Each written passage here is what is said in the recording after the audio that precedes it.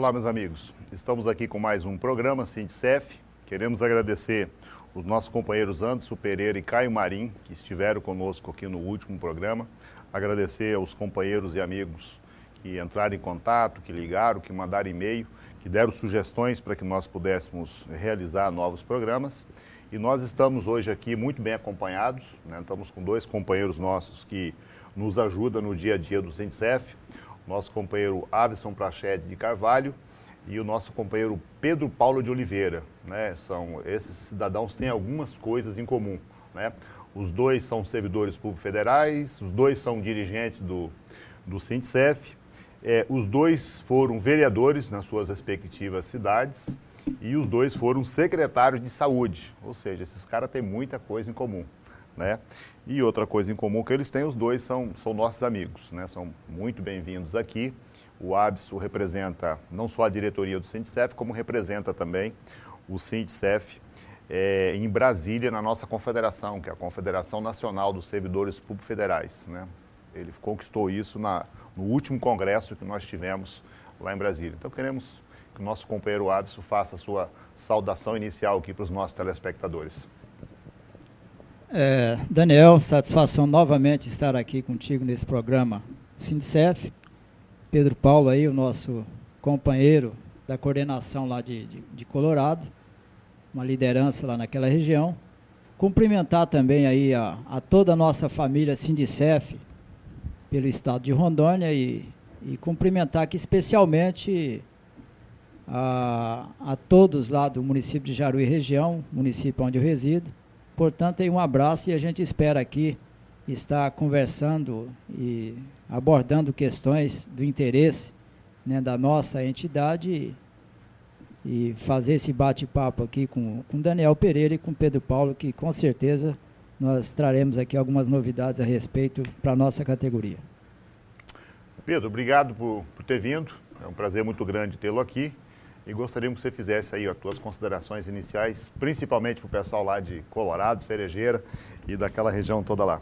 Daniel, é um prazer estar participando desse programa do Sindicef, junto com o companheiro Abson, com você, Daniel, e também poder falar sobre algumas ações que nós temos na região e no estado com relação principalmente os servidores federais, que eu acho que foi a alavanca desse estado de Rondônia, foi os professores, os funcionários federais que iniciaram esse estado. Então é um prazer muito grande e cumprimentar aí nossos filiados federais, principalmente da nossa região, Colorado, Cerejeira, Vilhena, aquela nossa região lá do Cone Sul. O Pedro, ele nos traz uma satisfação muito especial em tê-lo aqui, porque o Pedro era uma espécie de responsável pelos recursos humanos dos servidores federais na região sul do estado, né? Baseado mais em Colorado, atendendo o pessoal de Cerejeira, Colorado, Cabixi, Pimenteira, aquela região lá. Então a carteira de trabalho de praticamente todos nós que somos servidores federais daquela região necessariamente passou pela mão do Pedro, né? Então a gente tem uma grande amizade pelo Pedro desde o tempo que nós entramos no serviço público, né? Bom, conforme já foi dito, vocês têm muita coisa em comum.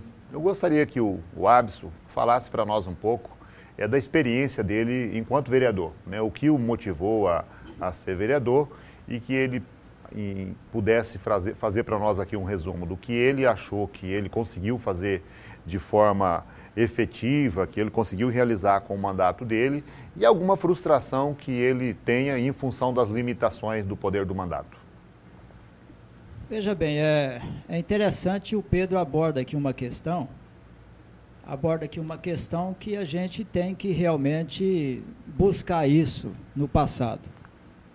A colonização do estado de Rondônia, Daniel, Pedro, a colonização do estado de Rondônia, não que exclusivamente nos deve aos servidores públicos federais, mas nós tivemos uma contribuição significante para que esse estado pudesse se desenvolver e para que ele pudesse ser desbravado.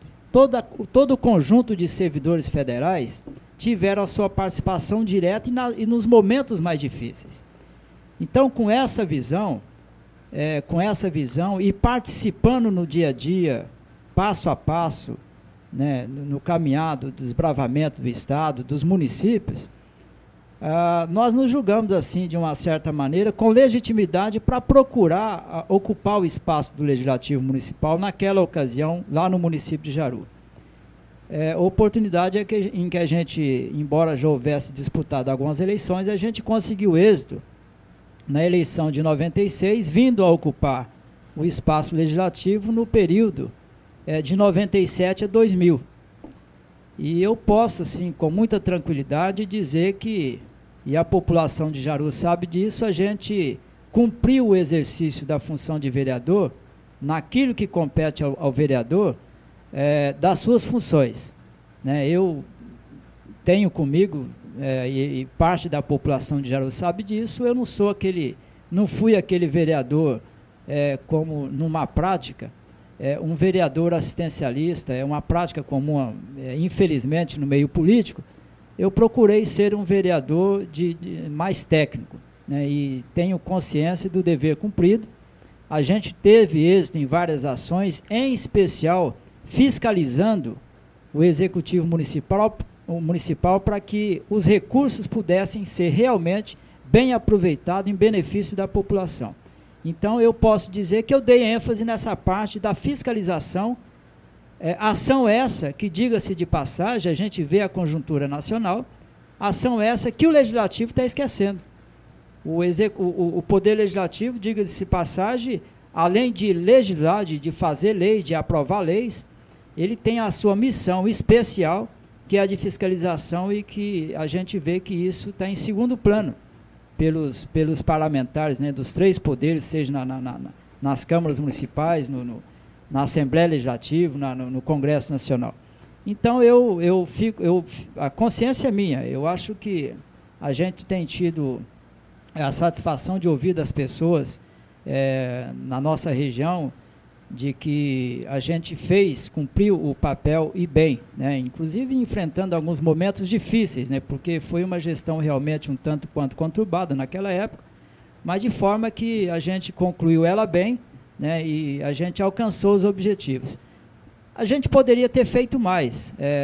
Quando você almeja e consegue o espaço, principalmente, né, representando o povo ali que o elegeu para que pudesse defender os interesses da população, a gente gostaria de ter feito mais. Mas é um tanto quanto difícil. Você está ali no meio dos seus pares, né? Na época eram 15 vereadores, e obviamente com divergências, né? Enquanto uma grande parte queria ver a coisa funcionar contento, de forma que os recursos pudessem ser realmente empregados na sua totalidade, convertendo em benefícios para a população, você tinha, e que é democrático também, parte desses vereadores que ficavam de uma certa maneira coniventes, né, com as coisas erradas que vinham do Executivo, e isso gerava, obviamente, um embate, né, dentro da própria Câmara Municipal.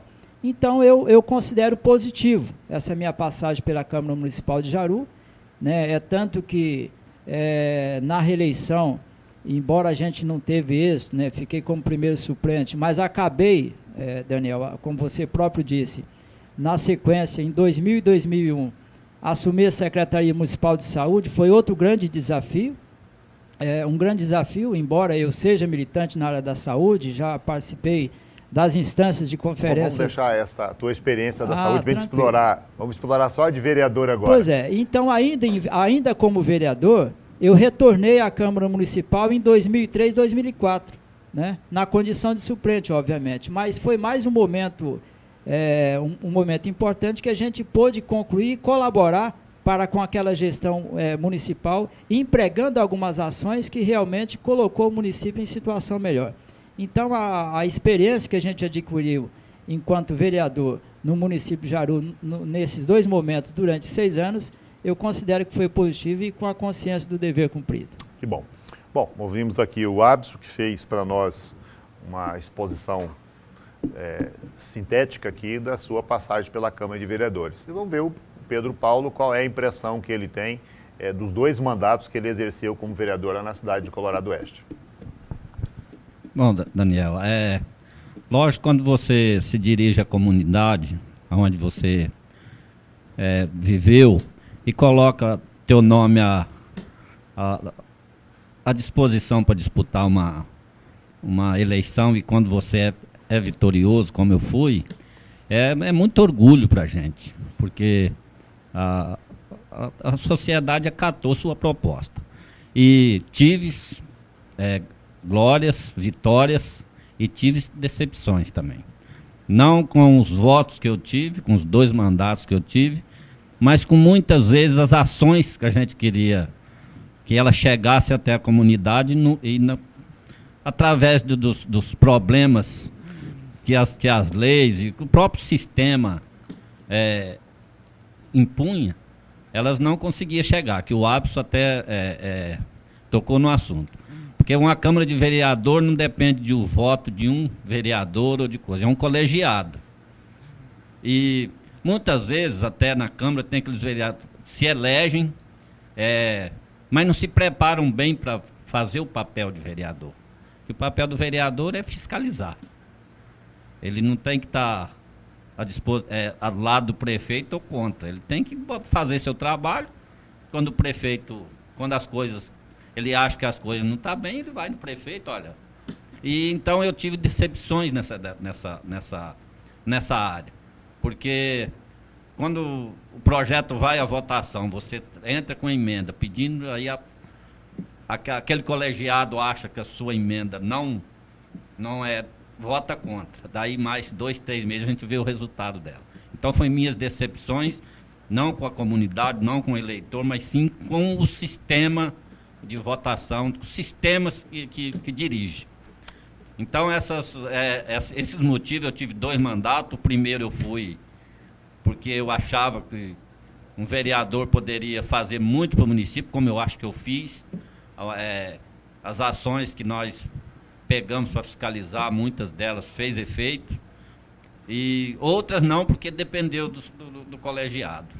E daí eu tive o segundo mandato, que eu fui com incentivo do partido, dobrei meus votos, quer dizer, me comprometi mais com a comunidade ainda, e sou grato e muito feliz por isso até hoje. Mas eu cheguei no final do mandato, eu não me coloquei mais meu nome para ser avaliado, mas sempre tenho a felicidade, até hoje, encontrar Pedro Paulo, você devia continuar, Pedro Paulo, você devia permanecer na política. Permaneci, eu nunca deixei de atender as pessoas, de conversar, de dar ideias, de me colocar à disposição dos órgãos públicos, das associações, para dar minha contribuição. Então, com relação é um orgulho que a gente tem, a gente colocar o nome e a comunidade acatar. Então, foi uma experiência muito boa, a gente se prepara, a gente tem uma experiência para a vida da gente toda. Então, foi muito bom. E eu agradeço o povo de Colorado eternamente por isso. Com certeza.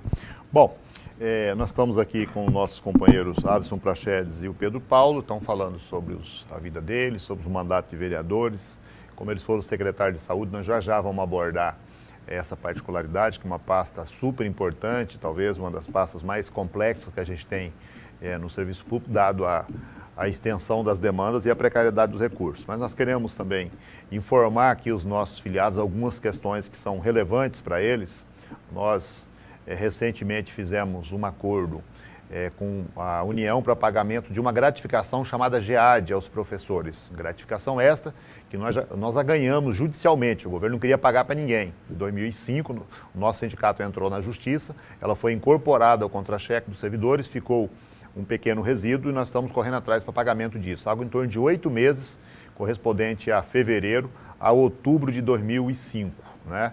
Está certo o pagamento para os professores chamados graduados, aqueles que são portadores de diploma de nível superior, até janeiro de 2005. Né? Esse é o entendimento da União e nós fizemos um acordo nesse sentido. Então agora é a parte operacional, parte processual, mais precisamente junto ao STJ, que está sendo cuidado pelos advogados da União e pelos nossos advogados. E quanto aos demais professores, aqueles que não têm curso superior ou cujo curso superiores vieram depois de janeiro, fevereiro de 2005, nós estamos buscando os meios necessários para garantir o pagamento a esses servidores também. A meta nossa do sindicato e dos nossos advogados é não deixar ninguém de fora. Por outro lado, queremos prestar informação também sobre o processo do Plano Bresser.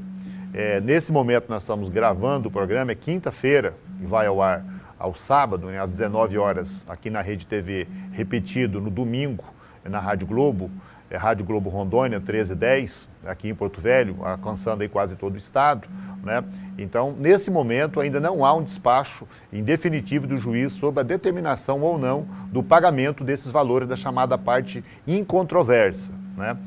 Nós estamos aí tendo dificuldades para pagamento disso em função de preciosismo do juiz da terceira vara, doutor Afrânio Viana. Nós até compreendemos, né, que a Justiça do Trabalho aqui em Rondônia, devido a algumas situações específicas de um determinado processo, tem 2 juízes afastados, tem inclusive um juiz do TRT, né, são 3 magistrados, 2 de primeiro grau e 1 de segundo grau afastado de suas funções, em função de problemas que ocorreram lá, mas esses problemas não aconteceram em processos do Sindicef, que tem mais de 20, quase 25 anos de existência, nunca teve problema em um processo sequer, do ponto de vista de caráter dos nossos profissionais, e menos ainda em processo do Dr. Neórico, que é um advogado que tem quase 30 anos, que nasceu aqui em Porto Velho, cresceu aqui em Porto Velho, hoje é proprietário da Faro, que é uma grande instituição de ensino aqui de Porto Velho, que tem toda uma conduta que todo mundo conhece, né, um profissional que coloca acima de tudo o zelo pela sua profissão,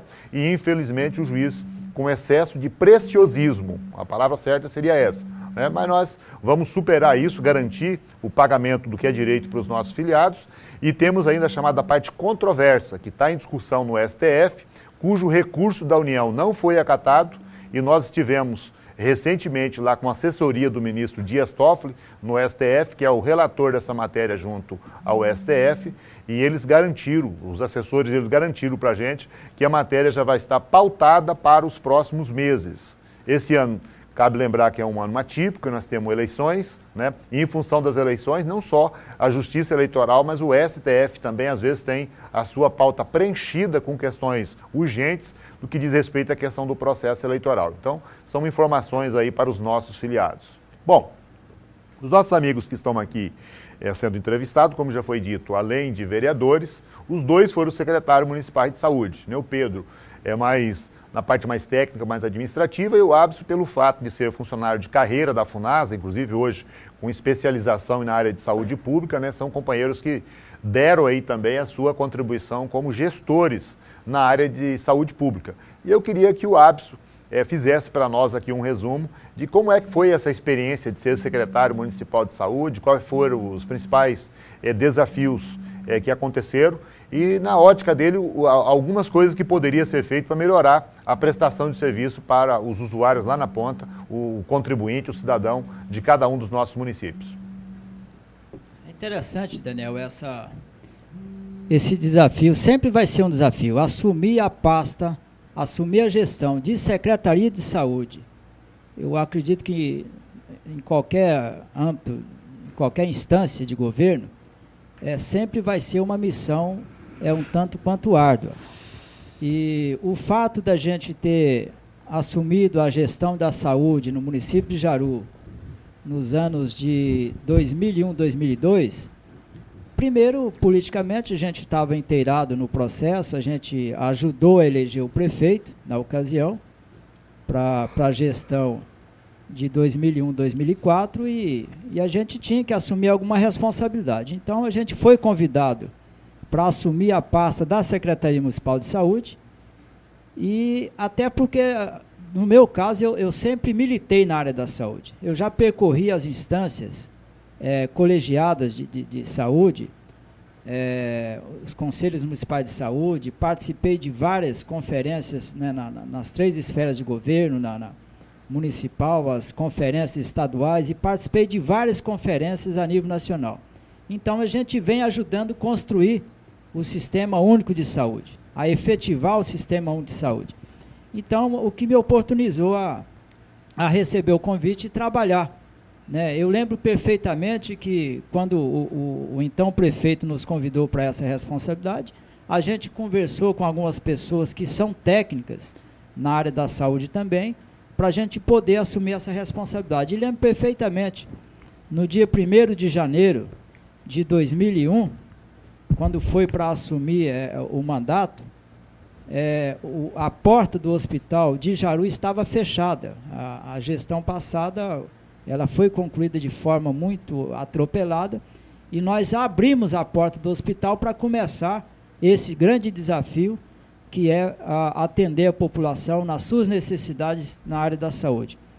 E para mim foi uma grande experiência. Primeiro dizer aqui, acho que o Pedro Paulo também teve essa experiência, quando a gente está secretário de saúde, Pedro Paulo, são 25 horas, né?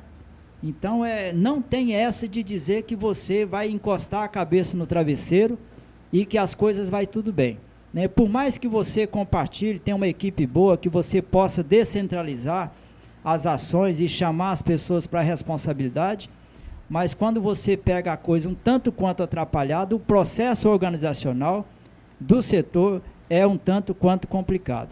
Mas a gente venceu. Foram 2 anos que a gente ficou frente à Secretaria Municipal de Saúde.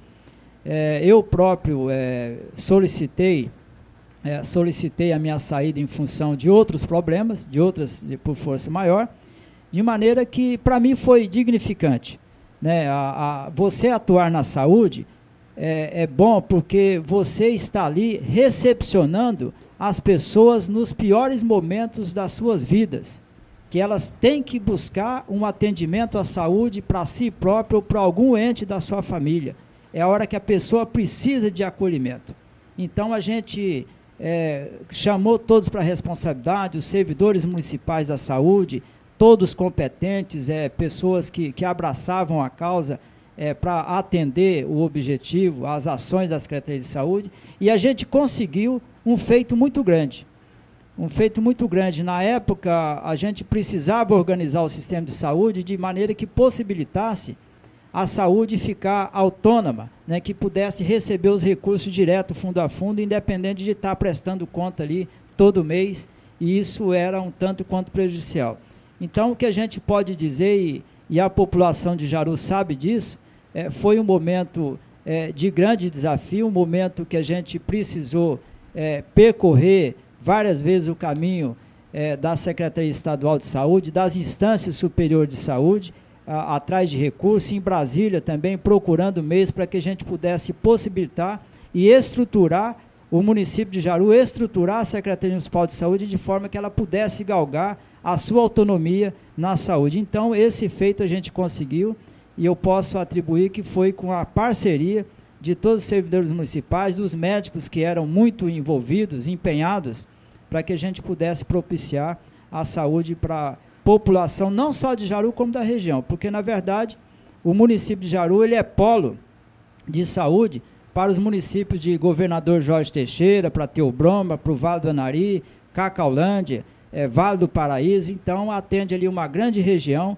e a gente ficou feliz porque hoje eu ouço as pessoas dizendo que a gente fez um bom trabalho. É tanto que em 2008 eu estava já totalmente desligado dessa área, e já no final do mandato, em 2008, depois de um mandato muito conturbado na Prefeitura de Jaru, onde durante 4 anos, Pedro Paulo, foram 16 prefeitos.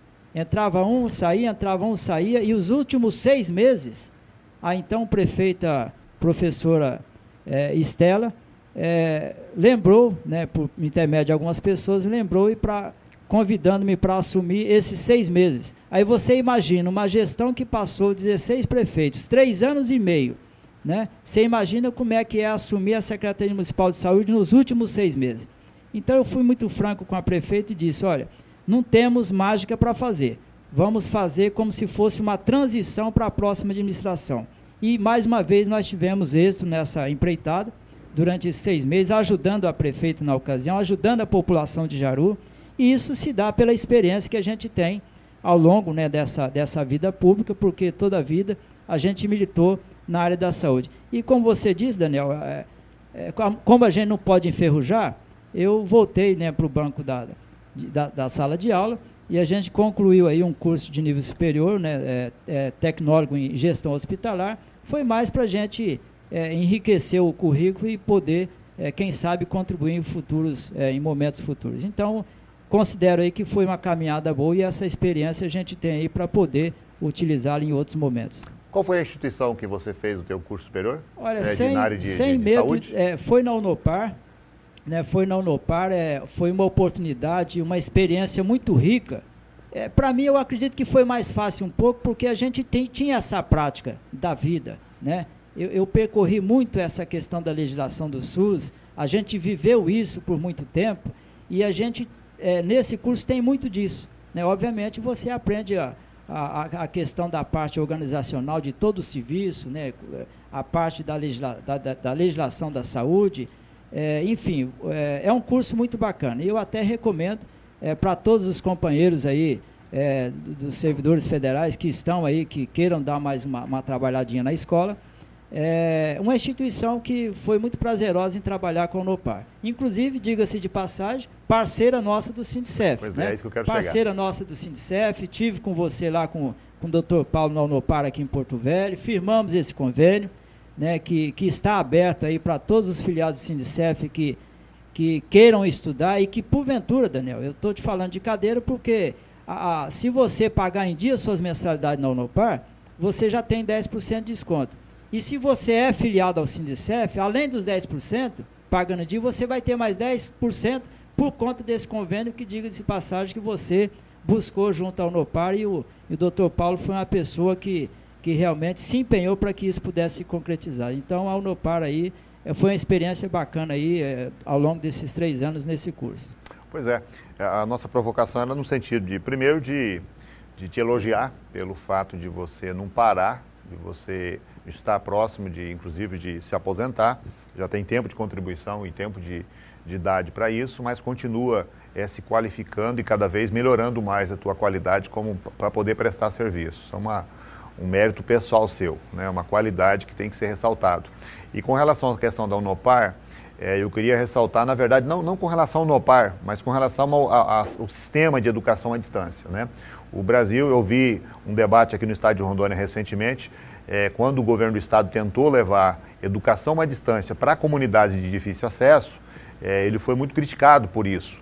Mas as pessoas que criticaram, com todo respeito a elas, nenhuma delas entende nada de educação. Alguns nem sequer formação escolar têm o suficiente para compreender nem o tradicional e nem a distância, né? Eu conheço os dois sistemas, sou professor, né? Trabalhei mais de 15 anos em sala de aula no sistema convencional e fui aluno, né? Inclusive fiz minha graduação de Direito bem recente e nesse período eu tanto tive aula presencial no dia a dia, como tive aula telepresencial.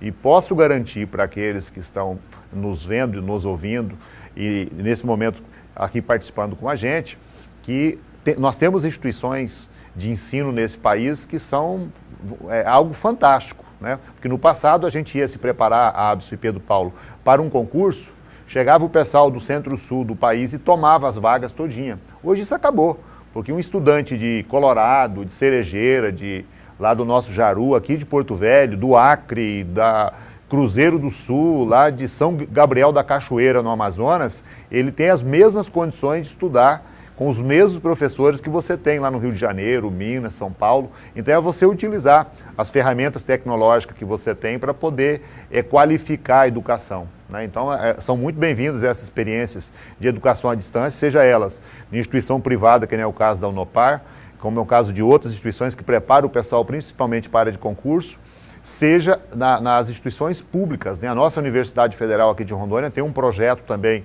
de trabalhar a questão do ensino à distância, otimizando os seus profissionais. Você com meia dúzia de bons profissionais, você pode desenvolver um projeto e atender milhares de pessoas em vez de ser 2, 3. Quer um exemplo disso?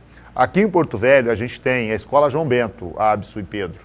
É o melhor projeto que a gente tem no estado para preparar alunos no passado recente para a questão do vestibular e hoje aí para essas provas do Enem, que são classificatórias para vagas em instituições de ensino ou para bolsa em instituições privadas ou para acesso a instituições públicas, né?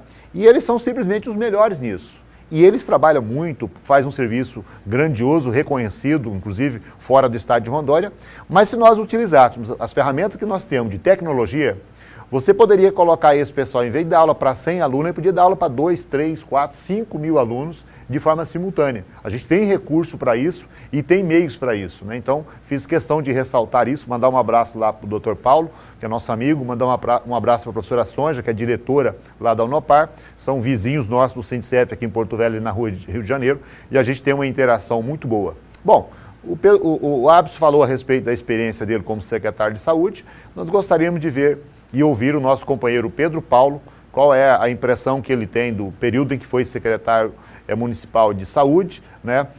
Quais foram os problemas que enfrentou pela frente e qual as contribuições que ele, como cidadão, como pai de família, como servidor público, né? E uma pessoa comprometida com a sociedade, poderia dar para a gente melhorar a prestação de serviço para a nossa população. Bom, Daniel, o Abs já até mencionou que logo no começo, há 2 anos que eu fiquei na Secretaria de Saúde, foi 2 anos de uma aprendizagem de vida que de muito valor. Foi como o Abs falou, o trabalho era 25 horas por dia e nessas 25 horas, era 25 horas de tentando resolver os problemas que a saúde traz. Naquela época já trazia, você imagina agora, que parece que as coisas se tornaram mais difíceis. Porque município pequeno, pouco recurso. Quando eu saí do mandato de vereador, logo em seguida o prefeito me convidou para assumir a Secretaria de Saúde. Como eu já conhecia mais ou menos a situação da saúde, eu sentei e fiquei meio dia conversando com o prefeito com relação à saúde. E aí ele me falou, não, Pedro Paulo, vamos assumir, vamos tomar medidas. E tive muito apoio, os 2 anos que eu fiquei, tive muito apoio do prefeito falecido Cirineu, e conseguimos fazer com que a saúde caminhasse ali no município. Porque tomamos medidas logo... No dia que nós fomos receber o hospital, lá tinha mais ou menos umas 30 pessoas, tinha um surto de dengue, de virose no município. O doutor Humberto chegou, prefeito, todos eles aqui não tem não tem nada aqui, não tem agulha, não tem aparelho, não tem remédio, não tem nada. Voltamos para a farmácia, compramos R$ 2.500 de primeiros socorros ali para socorrer aquelas pessoas. Aí tomamos medidas, com 90 dias nós deixamos a saúde já caminhando, mas foi medidas assim duras que o prefeito deu apoio e nós fomos com o apoio dos funcionários da saúde na época, conseguimos fazer um trabalho possível, porque na saúde ninguém consegue falar assim, olha, fizemos 100%, e tomara a Deus que um dia chegue esse ponto. Mas aquilo que era possível no município nós conseguimos fazer, mas foi com muita gente. Cada momento é uma situação das pessoas diferente, com doenças diferentes.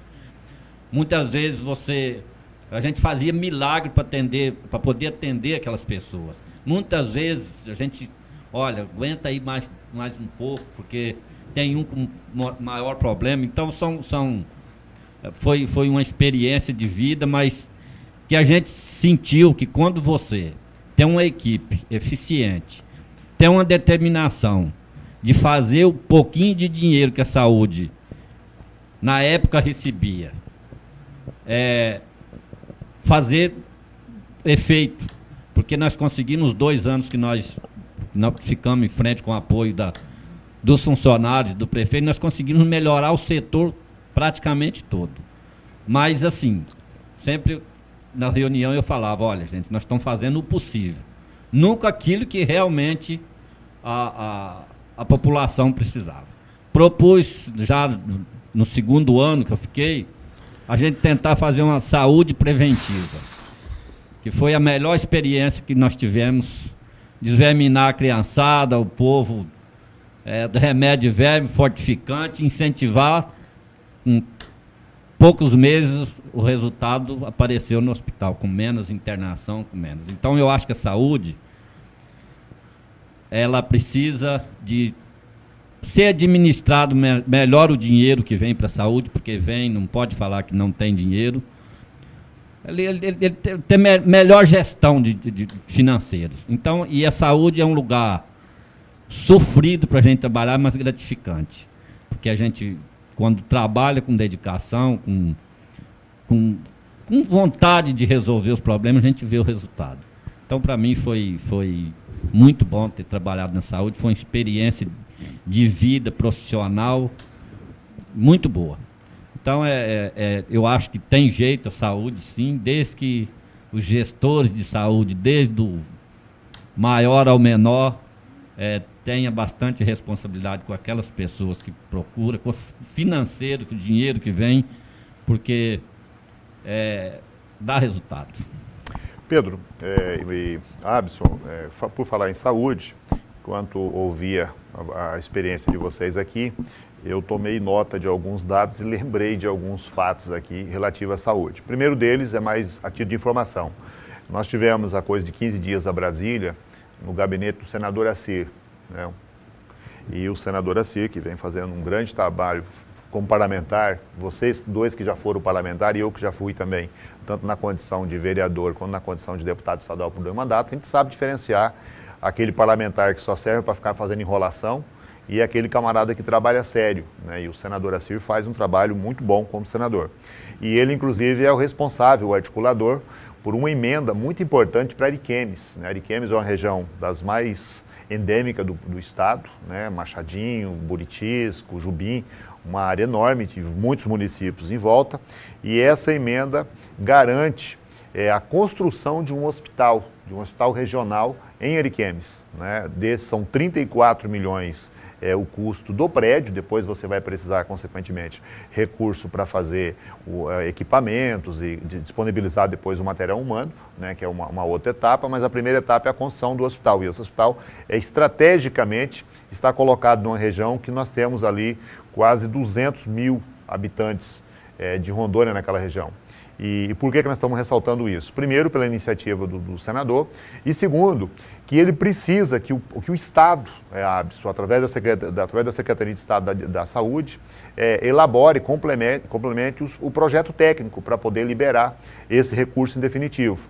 Já tem 16 milhões do recurso está disponibilizado para o Estado e os 18 restantes vão estar disponibilizados tão logo o projeto técnico seja entregue. E esse projeto é o secretário Pimentel, que é o secretário de Estado da Saúde, que é o responsável pela realização dele, né? Eu fiz questão de lembrar isso, até porque tinha o vereador Louro da Sucan, que é o nosso companheiro lá de Ariquemes, que é afiliado do Sindicef, que é colega nosso lá, que eu e o Abson vamos estar junto com ele do dia 4 ao dia 7 de junho próximo, no Encontro da Amizade, que está sendo realizado na associação lá, e o Louro estava correndo atrás disso. Também o vereador Alex Redano, que é o presidente da Câmara de Vereador, juntamente com um grupo de representantes da comunidade lá de Ariquemes, que estava em Brasília correndo atrás desse recurso, né, e buscando, junto ao senador, aí, maiores informações e buscar meios para que se viabilize essa importante obra para Ariquemes. Ariquemes e região, a bem da verdade.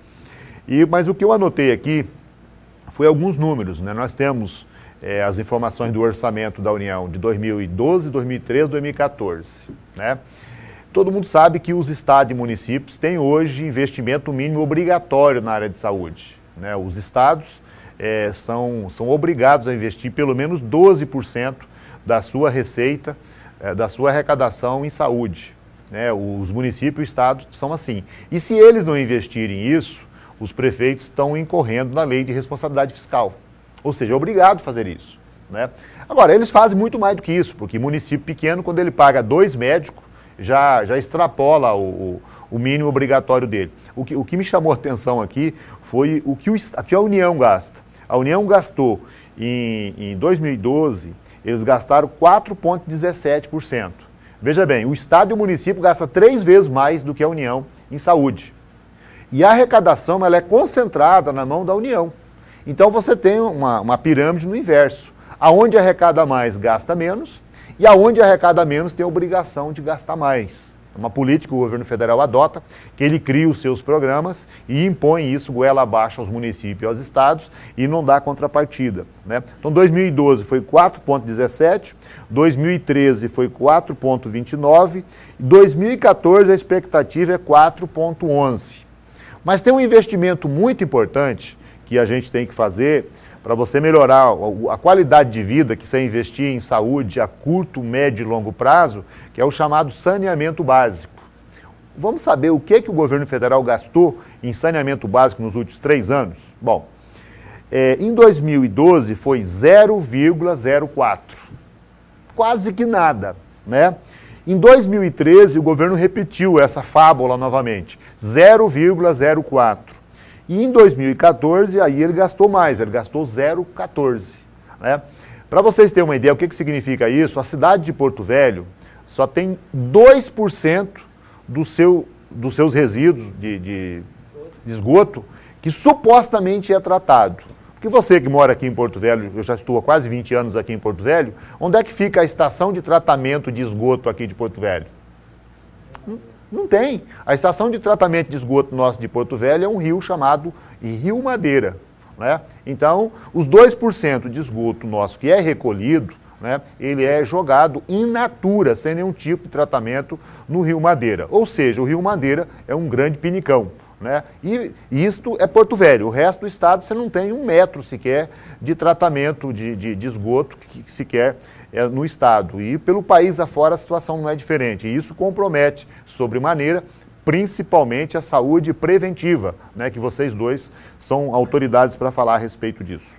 Daniel, me permite aí, é interessante essa abordagem sua, em especial essa louvável aí a iniciativa do senador Assir, porque o grande segredo da saúde pública, principalmente nessa questão de recepcionar na capital a média e alta complexidade, que os municípios, né, não têm a estrutura para atender, é interessante essa iniciativa do senador Assir, porque a partir do momento que estruturar esse hospital de Ariquemes, que acaba sendo um hospital regional, que tem ali 6 municípios circunvizinhos, né, desafoga aqui a capital, né, porque eu até reconheço, diga-se de passagem, eu reconheço que houve um avanço na questão da estrutura da saúde no estado, né? Nós temos apenas o João Paulo aqui, que ainda não sofreu nenhuma intervenção e que pudesse melhorar o seu aspecto estrutural, porém já tem uma sinalização de um projeto para que ele passe a ter um novo hospital de urgência e emergência no complexo onde fica o HB. Eu acredito que seria essa a solução. Mas também essas iniciativas. A partir do momento que o governo do estado, os parlamentares voltarem os seus olhares lá para o interior, Cacoal já tem o seu hospital regional, e isso segura muito a demanda aqui para a capital, a gente passa a ter a remoção de pacientes para cá, dos pacientes realmente que mereçam ter um atendimento da média e alta complexidade, desafogando o movimento e permitindo que o profissional de saúde possa desenvolver melhor o seu trabalho. Então, eu acho que esse aspecto da saúde, o processo de descentralização, né, da estrutura aqui da capital para o interior, vai economizar para os municípios, uma vez que não vai precisar, Pedro Paulo, sair uma ambulância lá de Cabixô, de Colorado, percorrer 700 quilômetros para vir para Porto Velho. A partir do momento que estrutura a regional de Cacoal, essa ambulância fica lá.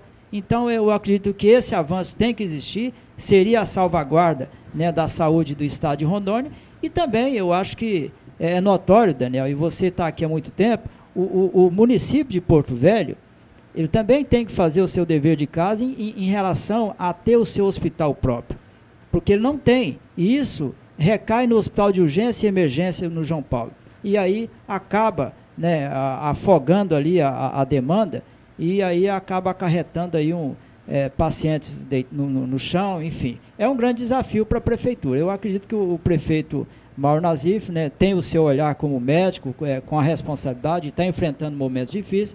Eu acredito também que ele possa, no decorrer da sua gestão, poder dar essa contribuição para com a saúde do estado, fazendo o seu hospital da mesma forma que o Colorado tem, que o Jaru tem, que o Cabixi tem, né, o hospital ali para atender às suas necessidades iniciais, a sua atenção básica, a sua média complexidade. Então, foi louvável essa iniciativa aí do senador Assir Gurgax. E em relação a esse saneamento, você colocou de forma muito apropriada, e também do investimento que o município faz, o município tem a obrigação constitucional de 15%, mas eu acredito que nenhum município, eu acredito que a maioria deles aplicam acima de 20%. Então, engole o orçamento, deixando, às vezes, o prefeito em situação difícil para outras ações, né? O Estado tem os seus 12%, o município os seus 15%. E a questão do saneamento é uma pena. É uma pena o governo federal jogar 0,0,0 de um orçamento de 2,3 trilhões. Então, isso é incabível, porque a saúde preventiva, o saneamento básico que trata o esgoto, que deixa a cidade de uma forma saudável, ela vai evitar várias doenças que são transmissíveis, né, por falta do saneamento básico, por falta do tratamento de esgoto sanitário. Nós temos Cacoal, um bom exemplo, né? Lá nós temos quase 100% de tratamento de esgoto sanitário. Eu acho que deveria seguir esse exemplo, mas aí é muito dinheiro e o governo federal está devendo esse olhar para a questão do saneamento só básico. Duas cidades de Rondônia, é só Cacoal e Alvorada. E Alvorada, né? Inclusive, um abraço para o nosso companheiro do Sindicef Almeida, lá de Alvorada do Oeste, que é da coordenação lá, que é um dos profissionais que ajuda a atuar especificamente nessa área. É um profissional que o Estado está perdendo. É um profissional que tem uma competência muito grande no aspecto do saneamento, que poderia estar ajudando, inclusive, o Estado a preparar projetos, quem sabe, para buscar recursos da União para suprir esse déficit, né, que os municípios têm em termos de saneamento básico para ter a sua estrutura aí de esgoto e tratamento sanitário. Bom, Alisson, eu quero explorar vocês também pelo conhecimento político que vocês têm, né, tanto você quanto o Pedro, mas só quero ressaltar aqui duas coisas que eu acho que são importantes com relação à saúde, né? O governo do Estado, em que pese tem aí, o Rondônia continua com muitos problemas na área de saúde, duas coisas que eu acho que o atual governo fez que merece nosso aplauso. Um deles é o hospital infantil, né? Eu lembro quando eu fui deputado estadual, era uma tragédia a situação das crianças que ficavam numa ala do João Paulo, era terrível aquilo, né? Isso evoluiu, né? E hoje a gente tem um hospital de boa qualidade especificamente para atender as nossas crianças. Isso é ponto positivo para o atual governador. E um outro ponto positivo também é uma parceria para construir o Hospital do Câncer aqui em Porto Velho, que passará a ser um hospital de referência na questão do tratamento de câncer no país, né? E isso, evidentemente, evitando de pacientes que tenha que sair daqui de Rondônia, sair de Porto Velho, sair do Acre, aqui do sul do Amazonas, e ter que deslocar para Barretos, para outra região do país, né? E melhorando esse hospital de forma sistemática. Parece que o projeto é transformar esse hospital aqui numa grande referência para tratamento de câncer aqui na Amazônia, né? Esse é um ponto positivo para a atual administração. E um outro ponto que eu acho que merece ser ressaltado, foi aprovado recentemente no Congresso Nacional um piso para os agentes comunitários de saúde e os agentes comunitários de endemias, né? Esses agentes comunitários de saúde e esses agentes comunitários de endemia nada mais são do que o ABSO e o pessoal dele, que é o nosso companheiro lá da SUCAM, da FUNASA, do Ministério da Saúde, é o nosso famoso guarda de endemias, né? O governo federal, aqui de novo, descentralizou as atividades, ou seja, jogou as responsabilidades para os municípios, passou a gastar cada vez menos, né, e agora criou o piso. Mas quem é que vai pagar o piso? Quem vai pagar o piso é o município. E aí uma pergunta, o município tem recurso para isso? Não, não tem. Do orçamento da União hoje, de tudo aquilo que é arrecadado, que vai para os cofres da União, apenas 10% volta para os estados e para os municípios. É mais do que justo, inclusive, uma reivindicação que a Associação dos Municípios do Brasil, e juntamente com as associações de Câmara de Vereadores do Brasil estão cobrando, que é aumentar em 2% o percentual a ser repassado para os municípios. O que significa 2%? É apenas 1/20 daquilo que nós pagamos de dívida pública por mês no país. Então, uma reivindicação mais do que justa, e ela é necessária. Hoje, todos os prefeitos, seja o prefeito aqui de Porto Velho, seja os prefeitos de todas as cidades do interior, seja os prefeitos de outras regiões do país, todos eles estão passando por dificuldade. Hoje, ter dificuldades gerenciais não é mérito da administração A ou B. Quase todos os prefeitos estão comprometidos com isso. E como nós estamos falando de município e prefeito, eu quero aproveitar a oportunidade, e mandar um abraço para um prefeito que já passou por Jaru, o qual eu tenho muito carinho pela pessoa dele, que é o nosso companheiro Rui Zimmer. O Rui foi prefeito daquela cidade, uma cidade extremamente difícil. Só a experiência do Abson aqui, mais de 10 mandatos de prefeito no mesmo mandato, extremamente difícil aquela cidade, e o Rui conseguiu ser prefeito durante os 4 anos, com uma Câmara fazendo oposição ferrenha, e saiu de lá sem responder nenhum processo judicial sequer. O cara é um mágico. E conseguiu fazer um belíssimo trabalho lá em Jaru. É alguém que a gente deve estudar a gestão dele para tomar iniciativas e copiar o modelo dele, principalmente com relação à austeridade no que diz respeito ao trato com a coisa pública. E lá no município de Colorado nós tivemos o afastamento para fins eleitorais do prefeito Anedino. Eu quero mandar um abraço, mas principalmente para o prefeito agora, que assumiu o mandato, nosso companheiro Josemar Beato, que é amigo da minha família, amigo meu pessoal, desde menino lá em Colorado, e esperamos que ele tenha bom êxito nesse restante de mandato lá de Colorado, nesse contexto tão difícil que a gente tem aí para os agentes políticos. Bom, falando aqui para os nossos filiados, o nosso pessoal que tem plano verão, o pessoal do ex-território, nós conseguimos fazer os cálculos aqui de comum acordo com a União, e esses cálculos tiveram que ser remetidos a Brasília para que a Procuradoria da AGU a nível nacional emita a sua opinião com relação aos valores. A nossa perspectiva é que isso volte em tempo para a gente tentar colocar isso no orçamento da União para pagar em 2015. Estamos trabalhando nesse sentido.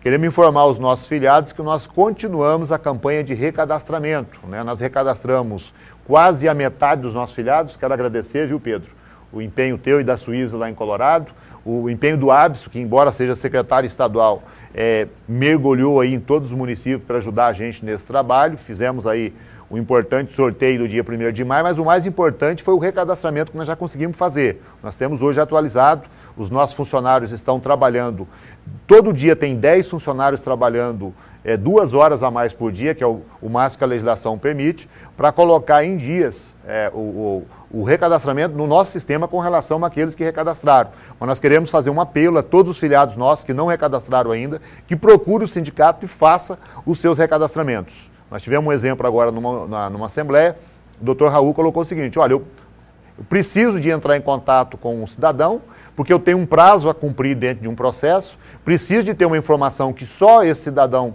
o filiado, pode dar, e o endereço dele está errado, o telefone dele está errado, o e-mail dele ele não tem. Como é que você vai achar esse cidadão? Até que você consegue achar, já perdeu o prazo e, consequentemente, perdeu a oportunidade de produzir alguma coisa favorável no processo e, às vezes, o processo todo fica prejudicado. Então, é extremamente importante esse recadastramento. E informamos nossos filiados do ex-território, que é o meu caso, o caso do Pedro Paulo, o pessoal da FUNASA, o pessoal do IBAMA, do INCRA, da FUNAI, que não tem planos econômicos, que eles podem vir a ter. Procura o Sindicef, procura as nossas coordenações, procura os nossos funcionários aqui em Porto Velho, que você poderá pegar os documentos e as informações necessárias para a ação dos planos econômicos. Lembrando, o Pedro e o Abson têm ajudado a construir isso junto com a gente.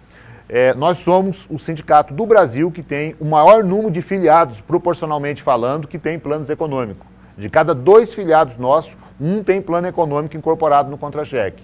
É uma briga para manter e agora uma outra briga para tentar estender aos demais. Vai ser estendido a todos aqueles que procurarem o sindicato, ou pelo menos vão tentar fazê-lo do ponto de vista judicial.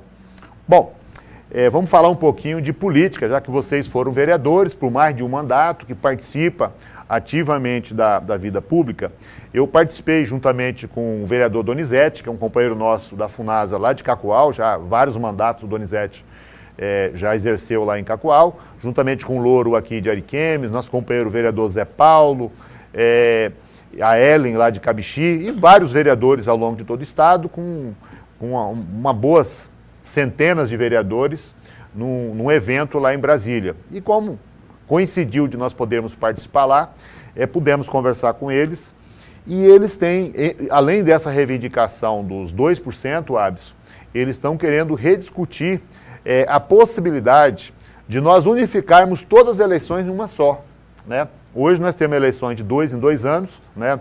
Sendo uma eleição para prefeito e vereadores, e as eleições subsequentes de deputado estadual a presidente da República. Vocês que já foram vereadores, que já são calejados nisso daí, o que vocês acham dessa proposta? O que ela tem de positivo, o que ela tem de negativo? Veja bem, a grosso modo, eu diria que é positivo se a gente unificasse as eleições. Porque o que acontece atualmente, o país para a cada 2 anos, né? O país para a cada 2 anos, e isso emperra muita coisa, né? São gestores que tiram o foco das suas administrações, passam a se preocupar com a política, né, com as campanhas propriamente ditas, e isso é prejudicial para a gestão, né, seja das prefeituras, do Estado e do próprio país. Então, uma opinião minha particular, eu acredito que a unificação dessas eleições, ela seria salutar para o país. Eu acredito que poderia estender um pouco o mandato de 4 para 5 anos, seria interessante, porque você teria um espaço maior para que as gestões pudessem organizar melhor e ter um tempo maior para aplicar, para empregar os seus projetos. Isso seria interessante. Isso seria interessante uma vez que o país, eu acho que ele dá exemplo a nível de sistema eleitoral, né? Então, a população nossa já está um tanto quanto acostumada nesse processo da votação da urna eletrônica, e nós não teríamos grande dificuldade, mesmo que aumentasse o número de votantes. Então, a minha opinião é essa, eu acho que seria interessante se isso fosse concretizado. Pedro, tua opinião a respeito desse assunto? Eu acho que nós precisamos de uma grande reforma política, né? Mas eu acho que seria importante que ela se unificasse aí para 5 anos, acabasse com a reeleição para executivo, e eu acho que nós precisamos sim de 2 em 2 anos é prejudicial para o eleitor, para o país, porque é muito caro, e seria, eu acho que mais benéfica no geral. Então eu acho que a unificação das eleições seria um dos pontos importantes na política. Percebi que nós temos um outro ponto para trazê-los para cá. Então, infelizmente, não vai dar para a gente abordar mais isso, dado ao nosso tempo. Lembrando que no próximo sábado, que o nosso programa vai ao ar agora no próximo sábado, às 18h30, às 20h30, em função do futebol, né? Nós estamos na reta final aqui do Campeonato de Futebol do Estado de Rondônia. E por falar em futebol, um abraço a todos os São Paulinos e desculpa, o Valtão promete que só vai fazer isso de novo no próximo semestre, na 2ª rodada. Então, muito obrigado pela presença de todos vocês aqui, né? Nós temos ainda vários assuntos para tratar numa outra oportunidade, mas o nosso tempo, infelizmente, acabou. Obrigado a todos que estão aqui com a gente e até a próxima oportunidade, se Deus quiser.